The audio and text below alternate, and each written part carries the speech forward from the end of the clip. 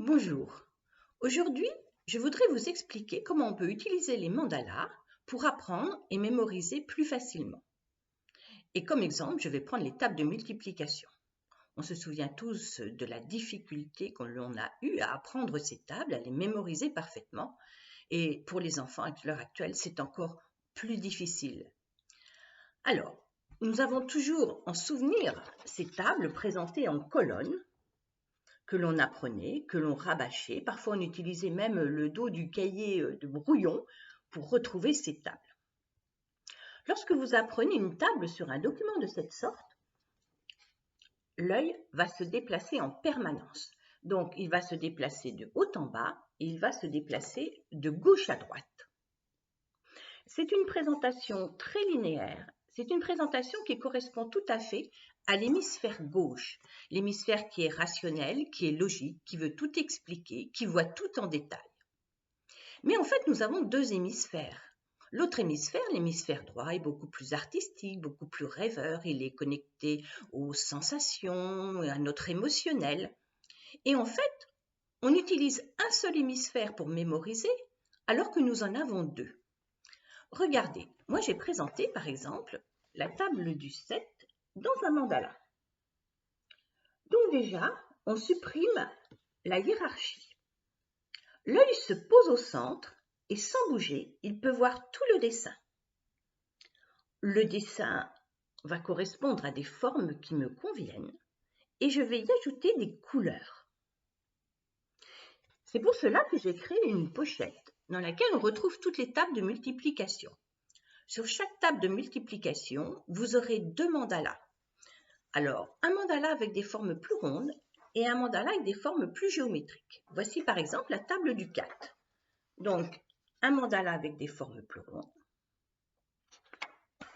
un mandala avec des formes un peu plus géométriques. Vous remarquerez dans ce mandala, il reste du blanc dans lequel on va pouvoir mettre des dessins et il y a aussi chaque table qui est présentée. Lorsque l'enfant va apprendre une table, il va donc choisir un des deux mandalas qui lui convient. Et ensuite, il va pouvoir ajouter des dessins et des couleurs.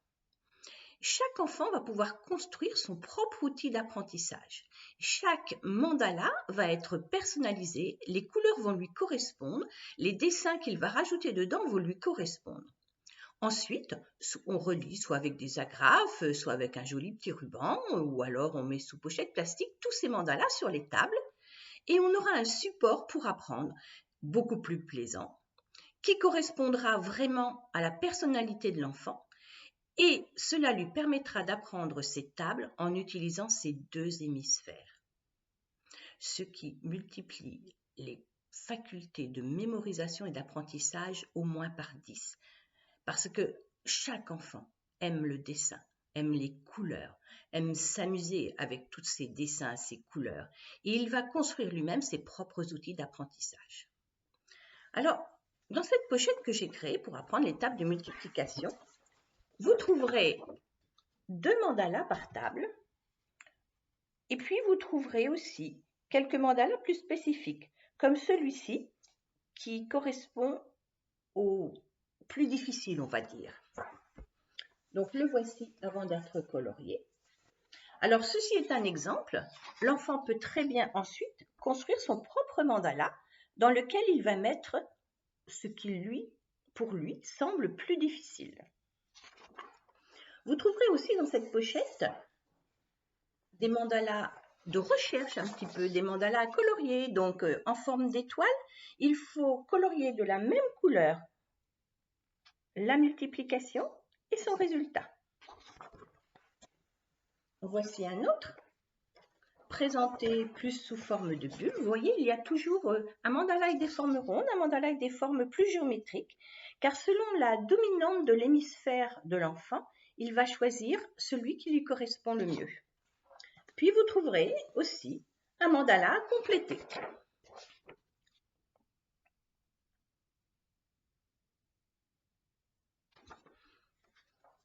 Voilà, une fois que l'enfant a vu toutes les tables, on peut faire un petit livre et ce sera une référence pour toute sa vie à la limite. Donc les tables, l'apprentissage commence à peu près au CE1 et se termine souvent au CM2. On rabâche donc pendant 3-4 ans pour réussir à les mémoriser. Voici donc un outil qui peut faciliter cet apprentissage.